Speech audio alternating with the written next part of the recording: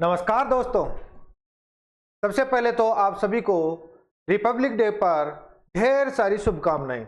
आशा है आप सभी मस्त होंगे, स्वस्थ होंगे। और आज विशेष दिन है तो हम भी उड़ान क्लासेज की ओर से इस विशेष अवसर पर खास तौर से रिट वालों के लिए एक नई चीज करने जा रहे हैं। आपके लिए प्रत्येक दिन जहां तक संभव हो सके प्रत्येक दिन शाम को 7 बजे कम से कम 10 से लेकर 15 क्वेश्चनों का जो बाल मनोविज्ञान है उसके ऊपर आपके अत्यंत ही महत्वपूर्ण और खास तौर से रीड से संबंधित, किससे संबंधित, रीड से संबंधित। और जो आपने देखा होगा आप विभिन्न पुस्तकें पढ़ लेते हो, लेकिन एनसीईआरटी जैसे ही आप बात होती है उनकी आप छोड़ देते हो, बोरिंग समझते हो, लेकिन एग्जाम में क्वेश्चन है उसके लिए बहुत ही महत्वपूर्ण है। तो आज से हमारा जो प्रयास रहेगा वो ये रहेगा कि एनसीईआरटी से संबंधित जो महत्वपूर्ण क्वेश्चन है वो आपके सामने रखे जाएंगे, उनके साथ जो अन्य महत्वपूर्ण क्वेश्चन भी है उनको भी सम्मिलित किया जाएगा। लेकिन दोस्तों आप यकीन मानिएगा, ये जो क्वेश्चन अगर आपने निकाल दिया, क्योंकि अभी तक जो आपने तैयारी की है एग्जाम बिल्कुल पास में है, और एग्जाम बिल्कुल पास होने के कारण इन क्वेश्चनों को निकाल कर आप तय कीजिएगा कि आप जिस एग्जाम के लिए देने जा रहे हो उसके लिए प्रिपेयर हो क्या, और अगर प्रिपेयर नहीं हो तो तैयारी बढ़ा दीजिएगा अपनी। तो याद रखिएगा, क्लास शुरू करने से पहले आप अगर कॉपी और पेन हाथ में नहीं है तो दोस्तों कॉपी और पेन पहले हाथ में लीजिएगा और फिर ध्यानपूर्वक क्लास देखिएगा और आप तय कीजिएगा कि आपकी अभी तक की तैयारी क्या वास्तव में जो कर चल रही है वो ठीक है या नहीं। तो शुरू हो जाइएगा, जुड़ जाइएगा। आज जो खुशी का त्योहार है, अपना रिपब्लिक डे है, उससे एक नई शुरुआत की लीजिएगा, क्योंकि जीवन में सफलता और असफलता ऐसे ही नहीं चलती। आपको ध्यान में रखना होगा, अगर आपने असफलता की सोची है कि मैं असफल हो गया हूं, असफल होने से पहले मेरे दोस्त ये सोच लेना, एक बार खुद से ये पूछ लेना कि क्या मैंने सफलता के लिए सभी प्रयास कर लिए थे। तो दिल से आवाज आएगी, नहीं तुमने सभी प्रयास नहीं किए थे, सभी प्रयास करते तो असफल होते ही नहीं। तो ध्यान में रखना दोस्तों, असफलता के बारे में सोचना नहीं है, हमें बार बार प्रयास करना है, और इसी कड़ी में हम आपके साथ हैं। तो देर किस बात की, करते हैं शुरू। तो देखिएगा दोस्तों, अपना जो पहला क्वेश्चन है, आराम से मैं आपको समय दूंगा, कॉपी पेन हाथ में रखिएगा और अपने क्वेश्चन कॉपी में नोट कीजिएगा इनमें कौन सा सही है, और बाद में आप तय कीजिएगा कि कितने क्वेश्चन आपके ठीक रहे। और अगर आप हमें बताना चाहे तो कमेंट बॉक्स में जाकर बता सकते हो कि सर हमारे इतने क्वेश्चन ठीक रहे। दोस्तों यकीन मानिएगा, अगर आपके इनमें 7-8 क्वेश्चन ठीक है तो मान लीजिएगा आपकी तैयारी अच्छी चल रही है और उसे और बेहतर बनाने की जरूरत है, और अगर इनमें 7 या 6 से कम है तो समझ लीजिएगा आपको बहुत कुछ मेहनत करने की जरूरत है। तो देर किस बात की, पहला क्वेश्चन है, देखो दोस्तों हमारे सामने, दुर्गानंद सिन्हा द्वारा विकास के पारिस्थितिकी मॉडल के अनुसार दृश्य ऊपरी परत में बच्चों के विकास को प्रभावित करने वाला कौन सा तत्व क्या नहीं है, सम्मिलित नहीं है। दोस्तों आपको पता है एग्जाम में ये नहीं है और ये है, इसमें बहुत ही हम कम ध्यान दे पाते हैं और कभी कभी इनसे गलतियां हो जाती है, तो ये गलतियां आपको नहीं करनी है। तो याद रखना है किसके बारे में है क्वेश्चन, देखिएगा वापिस रिपीट कर देता हूं, दुर्गानंद सिन्हा द्वारा विकास के पारिस्थितिकी मॉडल के अनुसार दृश्य ऊपरी परत, कौन सी, दृश्य ऊपरी परत में बच्चों के विकास को प्रभावित करने वाला कौन सा तत्व सम्मिलित नहीं है। आशा है आप पेन हाथ कॉपी में ले रखे होंगे और अब तक आपने आंसर चूज कर लिया होगा। तो देखिए दोस्तों, क्या घर है, क्या समसमूह है, क्या विद्यालय है, या भौगोलिक परिवेश है। तो याद रखना कौन सा कार्य सम्मिलित नहीं है। तो याद रखिएगा, घर भी है, समसमूह भी है, विद्यालय भी है, और कौन नहीं है, भौगोलिक परिवेश नहीं है। कौन नहीं है दोस्तों, भौगोलिक परिवेश नहीं है। तो आपका कौन सा आंसर रहेगा, द आंसर रहेगा। अब इसके बारे में अगर हम चर्चा करें तो जो दुर्गानंद सिन्हा है उसने, याद रखना, भारतीय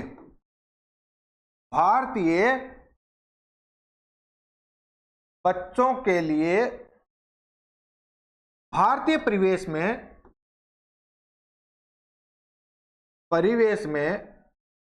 1977 को अपना पारिस्थितिकी मॉडल प्रस्तुत किया। जिस प्रकार से ब्रेन फ्रेनर साहब ने भी किया था, उसी प्रकार से भारतीय परिवेश के बच्चों के लिए 1977 में इन्होंने मॉडल प्रस्तुत किया। और उस मॉडल में याद रखना है, इनको देखिएगा दो भागों में बांटा। इसको पारिस्थितिक को कितने भागों में? दो भागों में बांटा। एक जो प्रकार बताया वो याद रखना आपको, अधिक या ऊपरी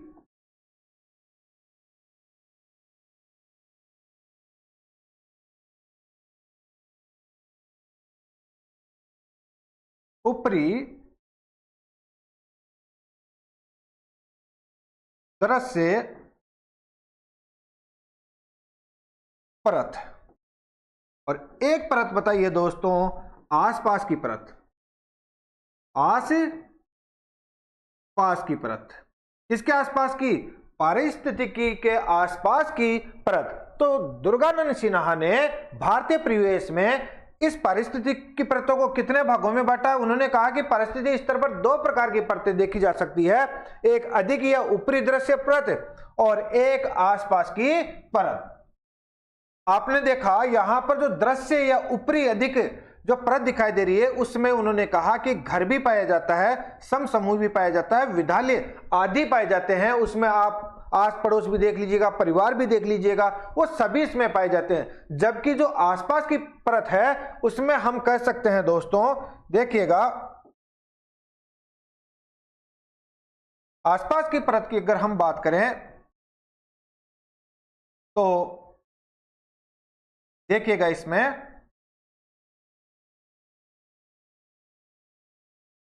आस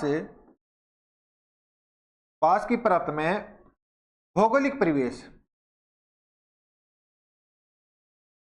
भौगोलिक परिवेश और संस्थागत परिवेश।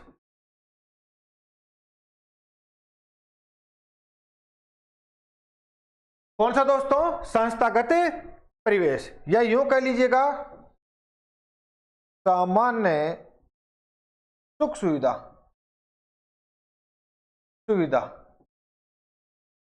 ये तीन भागों में हम इस आसपास की परत को बांट सकते हैं। एक तो भौगोलिक परिवेश, जिसमें आपका भौगोलिक परिवेश का तात्पर्य आसपास का जो आवरण है, जैसे भीड़ भाड़ वाली जगह है, भीड़ भाड़ ये क्षेत्र है, या उसके आसपास के जितने भी चीजें हैं वो आ जाती है। संस्थागत में जो आपके जातिगत है, जातिगत जो रूप से कोई व्यक्ति बनता है वो विभिन्न संस्थाओं में डलता है उसके लिए। और सामान्य परिवेश में जैसे मान लीजिएगा आपका पीने का पानी आ गया है, पानी का बिल आ गया है, मनोरंजन के साधन आ गए हैं, मनोरंजन के साधन, ये सभी किस में आते हैं? आसपास की परत में आते हैं। तो आशा है आपको ये समझ में आ गया होगा कि जो दुर्गानंद सिन्हा हैं दोस्तों, उन्होंने भारतीय परिवेश में, किसमें? भारतीय परिवेश में लाला किसके 1977 को यह मॉडल प्रस्तुत किया, और जिसमें दो भागों में बटा है इसको, एक तो ऊपरी परत और एक आसपास की परत। याद रखना। चलते हैं अगले क्वेश्चन की ओर। देखिएगा अगला क्वेश्चन है आपके पास, बालक में ऊंचाई, वजन, आंख, त्वचा का रंग आदि शारीरिक लक्षण व बुद्धि, सर्जनात्मकता, व्यक्तित्व आदि मानसिक विशेषता किसके अंतर्गत आते हैं? याद रखिएगा ये क्वेश्चन हो गया है कि बच्चे में जो ऊंचाई है, वजन है, आंख है, जो भी त्वचा का रंग है या सर्जनात्मकता है, ये सभी किसके अंतर्गत आते हैं? क्या जीनोटाइप के अंतर्गत आते हैं, या फिनोटाइप के अंतर्गत आते हैं, क्रम विकास के अंतर्गत आते हैं, या मैच्योरेशन टाइप के अंतर्गत आते हैं? आशा है आपने तय कर लिया होगा आंसर है। तो देखिए दोस्तों, अगर हम बात करें तो दो प्रकार, एक तो जीनोटाइप, जीनोटाइप जिसे क्या कहते हैं अपने? जीन पर रूप, और एक है फिनोटाइप। फिनोटाइप इसे क्या कहते हैं दोस्तों? दृश्य प्ररूप। तो देखिएगा, जीनोटाइप जिसको हम कहते हैं जीन प्ररूप और फिनोटाइप जिसे दृश्य प्ररूप, यानी कि अब आप समझ गए होंगे कि जीनोटाइप तो कहते हैं जो मानव का जो जीवक्रम है, जो किससे बना हुआ है? जीन से बना हुआ है। किससे बना हुआ है? जीन से बना हुआ है। आनुवंशिकता, पूरी आनुवंशिकता जो अंदर से हमें मजबूत करती है, परिवेश प्रदान करती है, जो मानव शरीर के लिए महत्वपूर्ण है आनुवंशिकता, उसे तो कहते हैं जीन प्ररूप या जीनोटाइप। जबकि बाह्य लक्षण, अगर उसी व्यक्ति के बाह्य लक्षण अपने को देखने को मिलते हैं, वो किसमें है? दृश्य प्ररूप या फिनोटाइप। तो बाहरी जो लक्षण है, क्या हमें ऊंचाई बाहरी जो लक्षण है, वजन है, आंख है, त्वचा है आदि शारीरिक लक्षण, वो बौद्धिक लक्षण जो सृजनात्मकता, व्यक्तित्व आदि हमें जो बाह्य रूप से दिखाई देते हैं, वो किसके अंतर्गत आते हैं दोस्तों? फिनोटाइप के अंतर्गत आते हैं, यानी कि दृश्य प्ररूप के अंतर्गत आते हैं। तो याद रखना है, चाहे आपका जो शारीरिक लक्षण है या बौद्धिक मानसिक लक्षण है, वो तो आएंगे आपके फिनोटाइप के अंतर्गत है। और जीनोटाइप जिससे आपने देखा होगा मनुष्य बंधा हुआ है, जिसमें मानव जाति है, वो प्रारंभिक में माता पिता के द्वारा जो जीन से बने होते हैं, उसकी बात हो रही है। चलते हैं अगले क्वेश्चन की ओर दोस्तों। एक बालक वास्तविक वस्तुओं पर प्रतिक्रमणीय मानसिक क्रियाओं की कल्पना करने में क्या हो जाता है? सक्षम हो जाता है। इस पर ध्यान दो, प्रतिक्रमणीय, किस पर? प्रतिक्रमणीय मानसिक क्रियाओं की कल्पना करने में सक्षम हो जाता है। जीन पियाजे के अनुसार संज्ञानात्मक विकास की कौन सी अवस्था है? तैयार हो जाइएगा। क्या औपचारिक संक्रियात्मक है, या मूर्त संक्रियात्मक है, या पूर्व संक्रियात्मक है, या संवेदी संक्रियात्मक है? आपको पता है जीन पियाजे साहब ने संज्ञानात्मक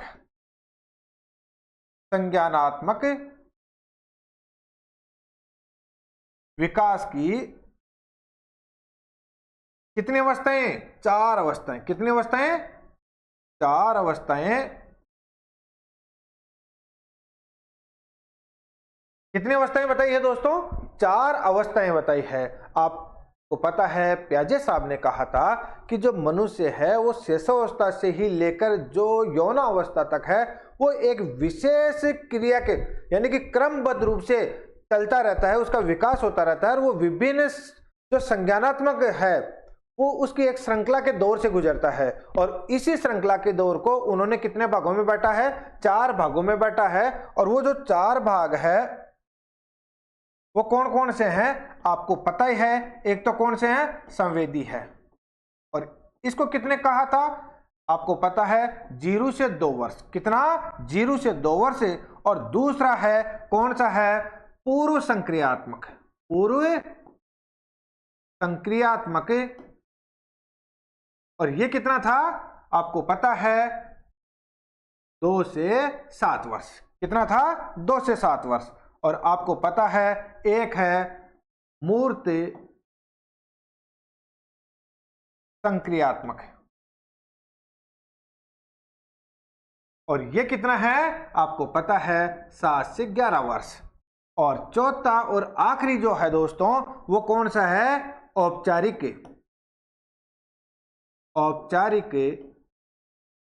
संक्रियात्मक।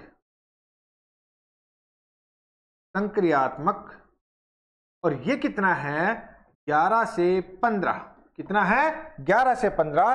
तो जीन पियाजे साहब ने 4 अवस्थाओं में बांटा उसको। एक तो संवेदिक अवस्था है जिसे 0 से 2 एग्जाम में पूछ लिया जाता है इनका। पूर्व संक्रियात्मक 2 से 7 और मूर्त संक्रियात्मक 7 से 11। कितना? 7 से 11। और आपने देखा कि औपचारिक संक्रियात्मक में कितना? 11 से 15। आपको पता है यहां पर बच्चा केवल और केवल प्रतीकात्मक विचार, केवल और केवल कौन सा विचार? प्रतीकात्मक विचार।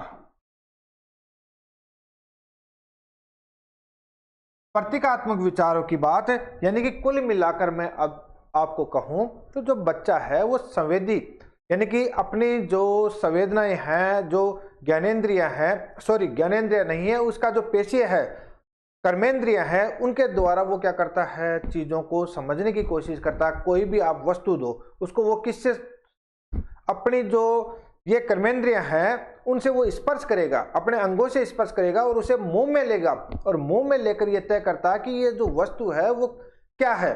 तो ये जो प्रारंभिक अवस्था है 0 से 2 वर्ष, कितना, 0 से 2 वर्ष, उसमें वस्तु स्थायित्व नहीं पाया जाता।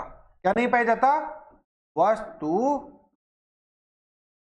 स्थायित्व नहीं पाया जाता। किसमें, संवेदी प्रक्रिया में। किसमें, संवेदी में।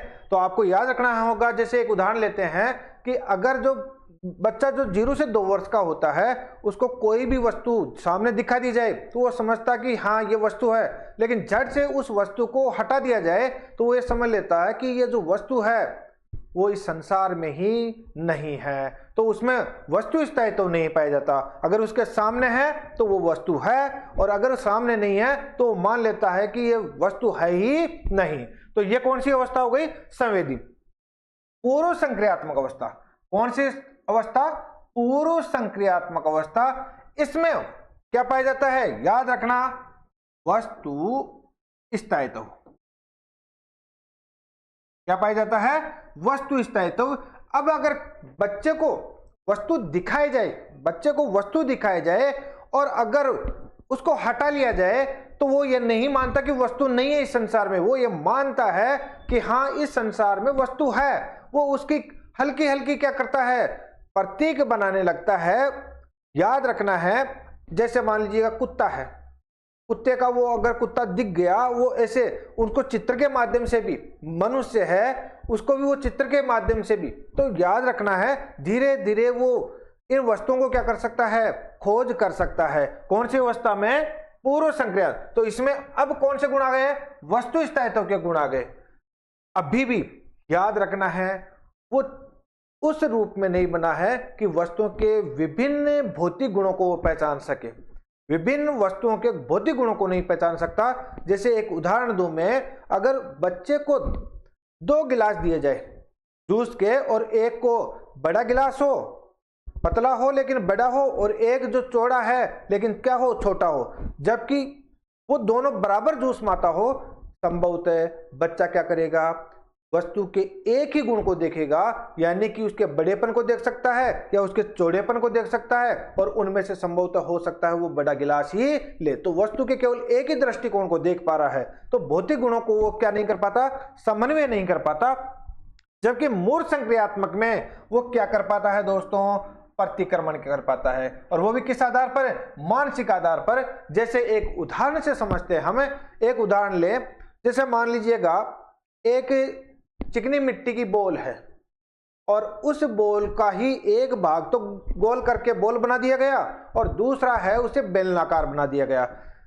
बच्चे को अगर, इस बच्चे को, किसको, मूर्त संक्रियात्मक बच्चे को, किसको, मूर्त संक्रियात्मक बच्चे को, यानी कि 7 से 11 साल की आयु वाले बच्चे को वो दिखाया जाए और उसको कहा जाए कि इन दोनों में से ज्यादा कौन सी है, तो वो क्या करेगा, पहले उस वस्तु को गोल करेगा, बॉल को क्या करेगा, गोल करेगा, और फिर उसे बेलनाकार रूप में डालेगा, और फिर कहां पर, यहां पर डाल रहा है वो, उनको वास्तविक रूप में नहीं डाल रहा, मस्तिष्क से वो बना रहा है और मस्तिष्क से प्रतिक्रमण कर रहा है, और वो हो कहेगा लास्ट में कि नहीं, इन दोनों ही बॉलों में क्या है, मिट्टी, चाहे बेलनाकार हो चाहे गोलाकार हो, आपस में बराबर है। ये क्या हो गया, उसका मानसिक आधार पर प्रतिक्रमण कर रहा है। वस्तु पर किसके आधार पर, मानसिक आधार पर प्रतिक्रमण कर रहा है। तो हमारा क्वेश्चन था, एक बालक जो वास्तविक वस्तुओं पर प्रतिक्रमण मानसिक क्रियाओं की कल्पना करके ने में सक्षम हो जाता है, जीन पियाजे के अनुसार संज्ञानात्मक विकास की कौन सी अवस्था थी लालो,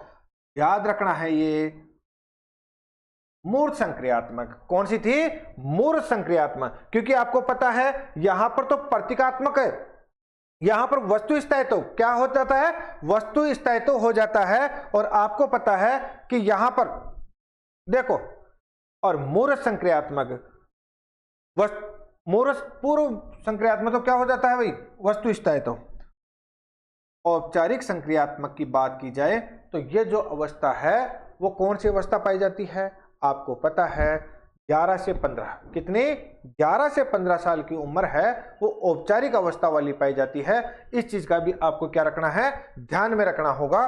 तो इसका आंसर क्या है, मूर्व संक्रियात्मक, जबकि कितनी पाई जाती है, 4। पियाजे के अनुसार कितनी, 4। आगे बढ़ते हैं। देखो ये एक सामान्य क्वेश्चन है, आपको पढ़ना है और ऐसे ही देख लेना है। One can determine how a child stand in a relation of life few a month after has birth. ये किसने कहा था, ये आपके लिए इतना इंपॉर्टेंट नहीं है। किसने कहा था, एडलर ने कहा था। किसने कहा था, एडलर ने कहा था। बढ़ते हैं अगले क्वेश्चन की ओर। देखो साहब, अगला क्वेश्चन है, विकासात्मक अवस्था का कौन सा काल जैविक और मानसिक दोनों ही रूप से तीव्र परिवर्तन की क्या माना जाता है, अवधि माना जाता है। तीव्र परिवर्तन की क्या माना जाता है, अवधि माना जाता है।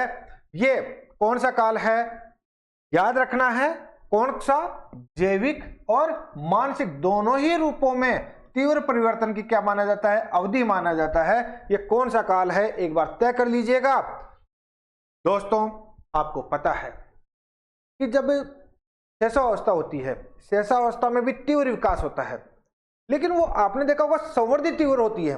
कौन सी, संवर्धित तीव्र होती है। मानसिक विकास इतना नहीं हो पाता जितना कहां पर जाकर होता है, याद रखना है, यौन अवस्था में होता है। तो याद रखना है उसमें जैविक भी होता है और मानसिक भी होता है, लेकिन याद रखना जैविक क्रम तो सार्वभौमिक है ही है, सार्वभौमिक, लेकिन उनका जो मानसिक विकास है वो किस पर है, सामाजिक सांस्कृतिक रूप से, सांस्कृतिक रूप से क्या होता है, प्रभावित होता है। इसका भी आप याद रखिएगा।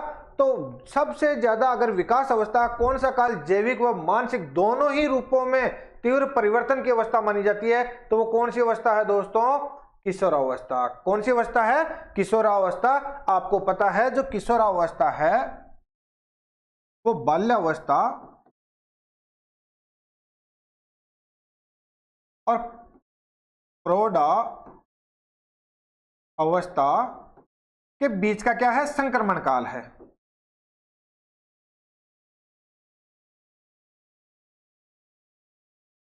इन दोनों के बीच का क्या है, संक्रमण काल है। और आपने देखा होगा कि यहां आने पर बच्चों में विभिन्न प्रकार के तूफान उत्पन्न हो जाते हैं, और इन तूफानों में बच्चे को अगर संभाल लिया गया तो वो कुछ भी कर सकता है, और अगर नहीं संभाला तो वो हो सकता है भटक जाए। तो याद रखना है अपने को, विकासात्मक अवस्था का कौन सा काल जैविक व मानसिक दोनों ही रूप में तीव्र परिवर्तन की अवस्था मानी जाती है, कौन सी है, प्रौढ़ावस्था।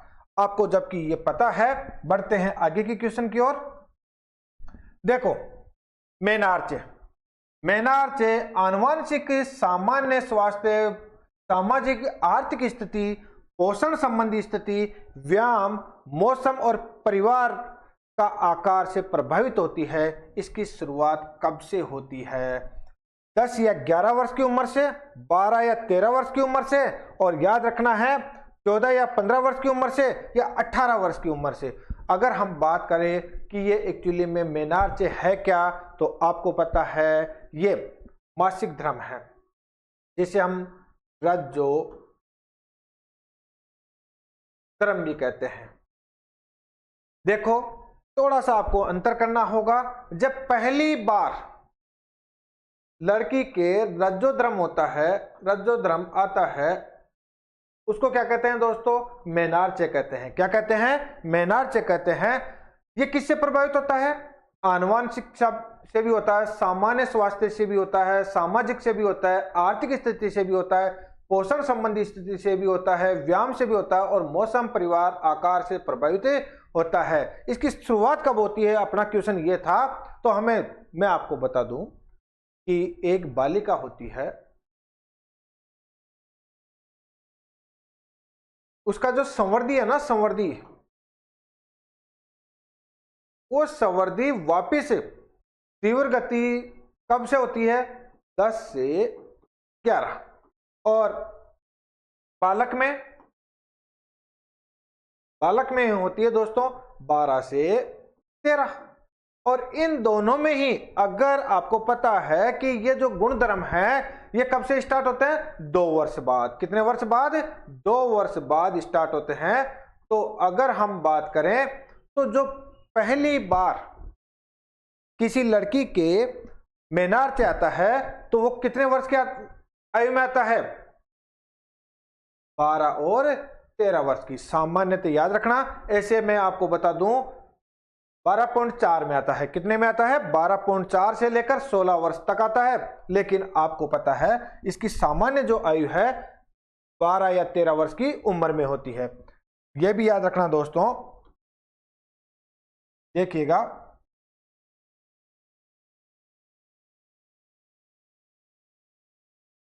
अगर हम बात करें तो देखिए ये जो मेनार्च है ना, ये प्रभावित वास्तविकता तो है खान पीन, जेनेटिक प्रभाव यानी आनुवंशिक लक्षण, या वो कहां पर रह रहे हैं, ग्रामीण में रह रही है, शहरी में रह रही है, या औद्योगिक क्षेत्र में जहां पर रहते हैं वहां पर रह रही है, इनसे प्रभावित होता है।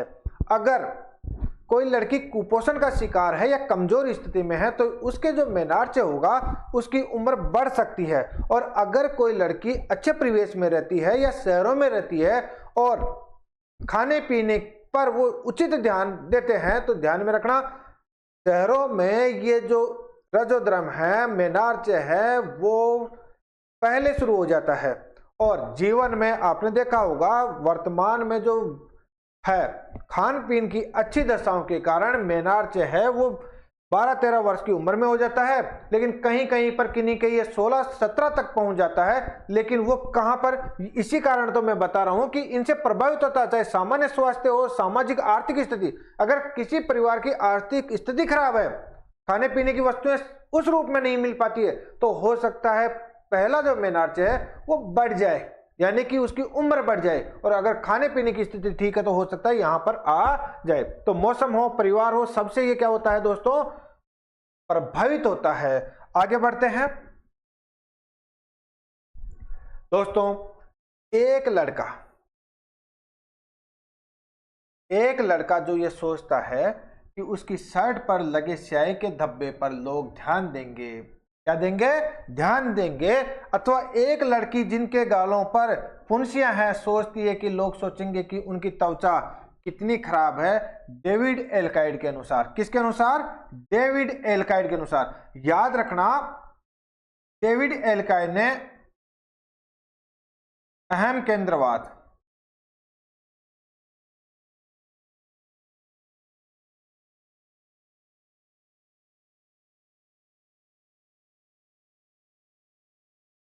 अहम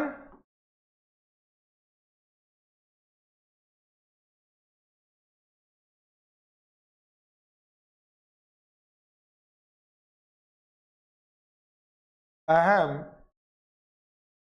केंद्रवाद पर क्या किया है दोस्तों? 1967 में। कब? 1967 में इन्होंने अध्ययन किया है। और अहम केंद्रवाद के कितने घटक बताए हैं? 2 घटक बताए हैं। कितने घटक? 2 घटक बताए हैं। एक तो बताया है कौन सा? Personal fable. और एक बताया है इमेजिनरी ऑडियंस। कौन सा बताया है? पर्सनल फेबल या इमेजिनरी ऑडियंस। किसने? डेविड एल्काइड ने। और इसी को हम कहते हैं, याद रखना, काल्पनिक श्रोता। और इसी को कहते हैं व्यक्तिगत दंतकथा। दोस्तों अहम केंद्रवाद के इन्होंने 2 घटक बताए हैं, एक काल्पनिक श्रोता और एक व्यक्तिगत दंत कथाएं। व्यक्तिगत दंत कथाएं। अगर हम इनकी बात करें तो इमेजिनरी ऑडियंस यानी कि काल्पनिक श्रोता और पर्सनल फेबल का तात्पर्य होता है व्यक्तिगत दंत कथा। अब देखिएगा क्वेश्चन क्या है अपना। एक लड़का जो यह सोचता है कि उसकी शर्ट पर लगे स्याही के धब्बे पर लोग ध्यान देंगे, अथवा एक लड़की जिसके गालों पर पुंसियां हैं सोचती है कि लोग सोचेंगे कि उनकी त्वचा कितनी खराब है। डेविड एल्काइड के अनुसार अहम केंद्रवाद के कौन सा घटक है? पर्सनल फेबल है, इमेजिनरी ऑडियंस है, या हाइपोथेटिकल डेडिकेटिव रीजनिंग है, या इनिशिएटिव विश गिल्ट है? याद रखना है, आपने तय कर लिया होगा कौन सा आंसर होगा। अब बात कर लेते हैं डेविड एल्काइड की। डेविड एल्काइड ने यह बताया है कि जिस प्रकार से अहम केंद्रवाद वापिस जवानी में आ जाता है, यानी कि यौनावस्था में आ जाता है, यौनावस्था में भी एक विशेष प्रकार का अहम केंद्रवाद वापिस आ जाता है, और उसके तहत जो काल्पनिक श्रोता यानी कि बालक समझने लगता है कि लोग जब भी वो चलता है, फिरता है, कहीं पर भी जाता है तो उसी को देखते हैं, चाहे उसकी छोटी छोटी एक्टिविटी है, छोटे छोटे कार्य हैं, उन पर लोग प्रत्येक दृष्टिकोण डालते हैं। कहीं से भी वो, चाहे गली से गुजरे, मोहल्ले से भी गुजरे, स्कूल जाए, कहीं पर भी जाए, लोग इन्हीं पर निगाहें डाले हुए हैं। तो जब अगर वो ये सोचता है कि भाई मेरा बटन टूट गया है, यहां से बटन टूट गया है, तो वो ये सोचता है, अंदर ही अंदर छुपता जाता है कि लोग ये सोच रहे होंगे कि देख ये भाई इस छोरे का तो क्या टूट गया, बटन टूट गया। आपको पता है ये कौन सी काल्पनिक श्रोता, यानी वो कल्पना कर रहा, देखे या ना देखे ये महत्वपूर्ण नहीं है। हो सकता कोई ना देख रहा हो, फिर भी उस बालक के मन में ये चल रहा है कि लोग उसे ही देख रहे हैं। उसी प्रकार से अगर एक स्याही का धब्बा गिर गया है शर्ट पर, तो वो सोचता है, शर्मीला प्रकार का हो जाता है कि लोग ये सोचेंगे कि देखो ये कैसा है, इसके ऊपर क्या गिरा रखा है, स्याही का धब्बा गिरा रखा है। चाहे मैं फिर कह रहा हूं लोग देखे या ना देखे, लेकिन वो कल्पना करता रहता, कल्पना लोग में जीता है। उसी प्रकार से एक जो लड़की है, अगर छोटी छोटी उनके गालों पर कोई पुंसी उभर आई है, तो वो सोचती है कि लोग क्या सोचेंगे कि उसकी त्वचा कितनी खराब हो चुकी है। ये ध्यान में रखना, मैं फिर कह रहा हूं देखे या ना देखे, लेकिन उस उम्र में यौनावस्था में क्या करते रहते हैं, कल्पना करते रहते हैं, यानी कि क्या है, इमेजिनरी ऑडियंस, काल्पनिक श्रोता, काल्पनिक दर्शक, वो ऐसा सोचते हैं। जबकि व्यक्तिगत दंत कथा में इसी का भाग, ध्यान में रखना, इसी का आगे का भाग, उनके अंदर ये बात घर कर जाती है कि इस दुनिया में मेरा जैसा कोई नहीं है, इस दुनिया में मेरा जैसा कोई नहीं है। जैसे मैं एक उदाहरण बताऊं आपको, काल्पनिक श्रोता के रूप में छोरा यह सोचता है कि अगर मैं रोड से चल रहा हूं तो मैं शाहरुख खान की तरह हूं, और इसीलिए मुझे सोचेंगे लोग कि देखो भैया अगर एक शर्ट पर दाग भी लगा हुआ है तो ये तो बहुत ही बुरा हुआ, ऐसा वो कल्पना करता है। लेकिन व्यक्तिगत दंत कथा में वो शाहरुख खान को भी भूल जाता है और अपने आप को ही शाहरुख खान से ऊपर मानने लगता है। किसमें? व्यक्तिगत दंत कथा में। यह बात याद रखना है, यहां पर वो अपने आप को शाहरुख खान की तरह मान रहा है,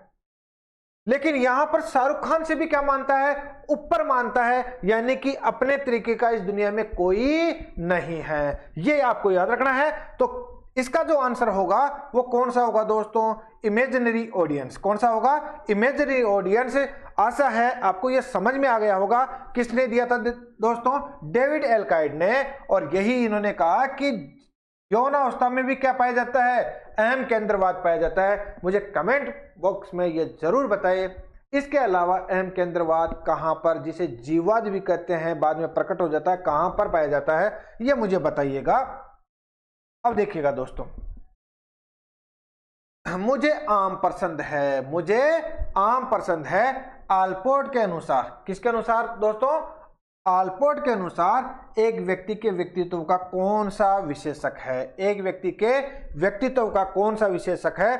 प्रमुख विशेषक है या गौण विशेषक है या केंद्रीय विशेषक है? ये आप देखिए। आशा है आपने आंसर तय कर लिया होगा, आशा है आपने आंसर तय कर लिया होगा। तो मैं आपको बता दूं कि जो व्यक्तित्व है उसे सामान्यतः दो भागों में बांटा जा सकता है, प्रारूप विशेषक और शील गुण। शील गुण। और इस शील गुण पर किसने कार्य किया है? आलपोर्ट साहब ने। विशेष रूप से शील गुणों पर किसका योगदान रहा है? आलपोर्ट साहब का रहा है, याद रखना। और इन्होंने, अगर मैं बात करूं तो देखिएगा दोस्तों,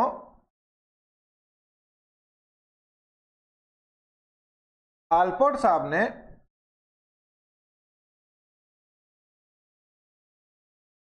व्यक्ति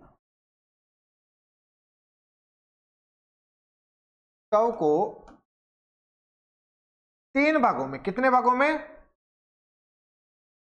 3 भागों में बांटा है, या 3 प्रकार व्यक्तित्व के बताए हैं। कौन कौन से? एक तो बताया है प्रमुख विशेषक वाला, और एक बताया है, आपको पता है, गौण विशेषक वाला, और एक बताया है कौन सा? केंद्रीय विशेषक वाला। और इन्होंने कहा है, देखिएगा, ये जो प्रमुख विशेषक है, विशेषक,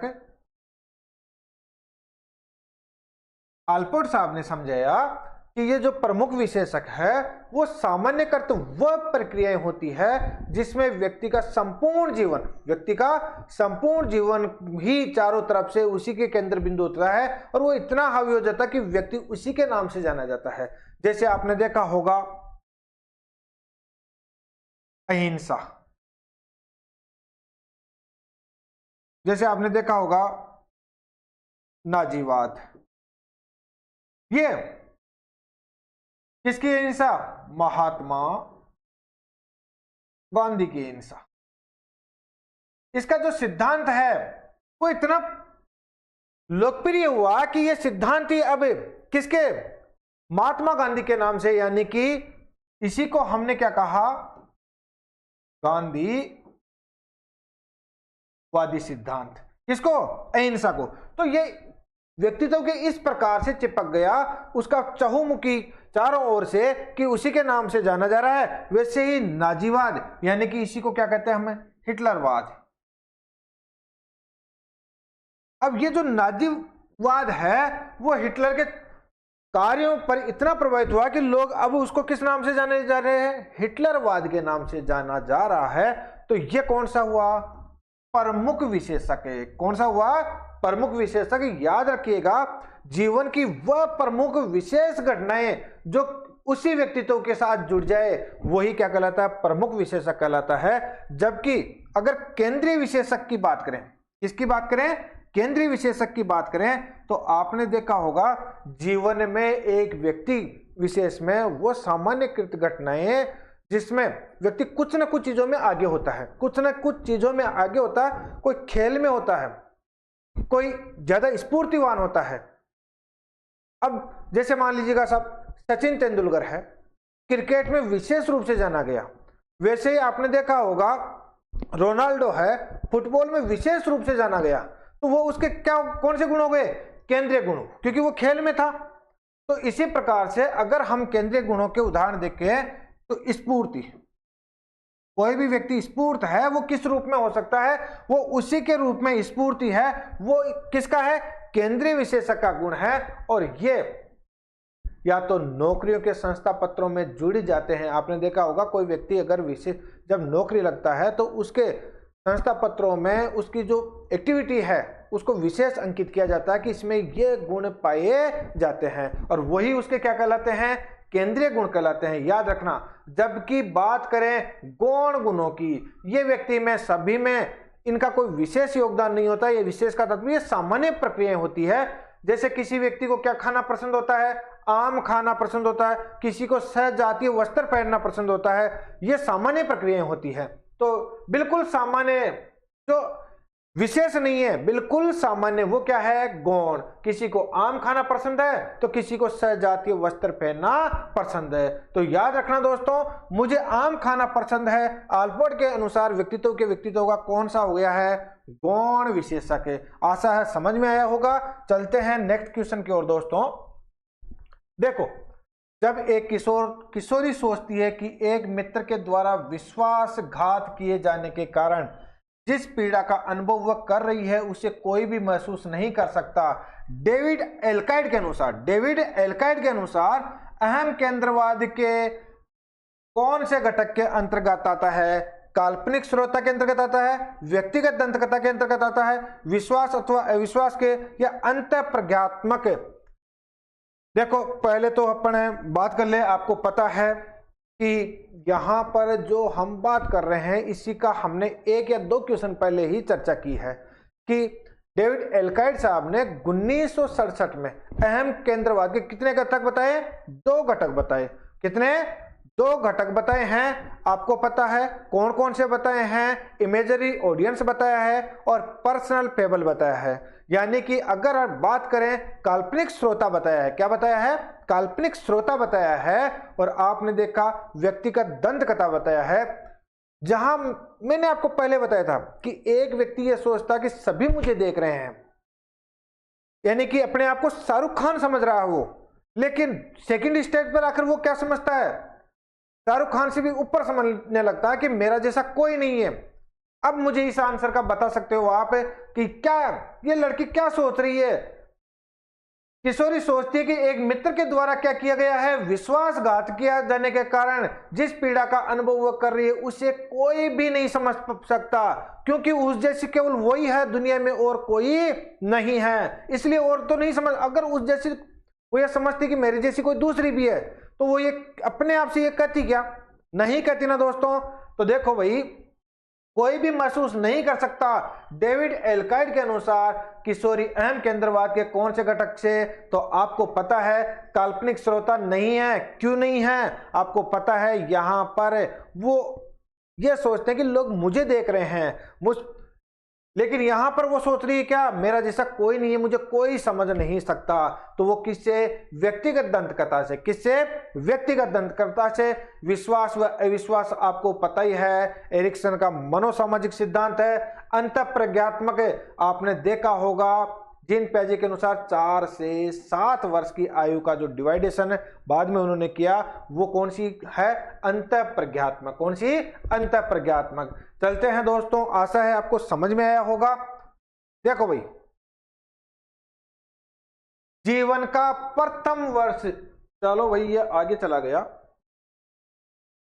किशोरों का एक विश्वास, किशोरों का एक विश्वास है कि दूसरे लोग भी उनके प्रति उतने ही ध्यान आकर्षित होते हैं। दूसरे लोग भी उनके प्रति उतने ही ध्यान आकर्षित होते हैं जितने वे स्वयं।